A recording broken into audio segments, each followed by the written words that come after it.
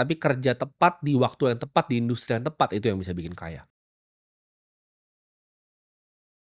Yang kedua, kebohongan yang banyak gue dengar adalah kerja keras sama dengan kekayaan. Banyak sekali orang yang gue tahu kerja sangat keras tapi nggak pernah kaya-kaya. Kerja keras itu adalah sesuatu hal yang mulia dan itu adalah awal dari kekayaan. Ya gue bilangnya awal dari kekayaan, tapi bukan sama dengan. Bukan lu kerja keras pasti lu menjadi kaya, itu tidak. Dunia ini tidak bekerja dengan adil. Ada orang yang bekerja keras seumur hidupnya dari pagi sampai malam dan dia juga tidak kaya. Apalagi orang yang tidak bekerja keras sudah pasti tidak kaya. Yang bikin kaya itu bukan kerja keras, tapi kerja benar, ya, kerja dengan hikmat, di ladang yang tepat, di waktu yang tepat juga. Kadang dunia ini tuh bukan seberapa keras lu mendayung, tapi lu mendayung dengan kapal apa. Ada beberapa industri di dunia ini, di bawah matahari ini, yang bikin lebih banyak orang kaya dibanding industri yang lain. Itu adalah fakta yang terjadi. Kalian semua yang di sini itu harus belajar melihat peluang yang biasanya orang lain nggak bisa lihat. Apakah lu bisa jadi orang kaya dengan jualan nasi goreng bekerja keras dari pagi sampai malam? Jawabannya bisa. Mungkin lu nabung untuk bikin gerobak kedua, gerobak ke-10, gerobak ke-20. Lalu bikin cabang rumah makan pertama, lalu rumah makan ke-20. Bisa nggak bikin ratusan juta per bulan? Bisa. Tapi apakah itu kaya raya? Tidak. Kerja keras bisa. Ya, bawa lu sampai kaya, tapi untuk kaya raya tidak bisa. Dibutuhkan industri dan pilihan industri yang tepat. Apakah bisa kaya dengan lu membuat suatu software yang membantu customer service semua perusahaan di dunia dengan artificial intelligence supaya mereka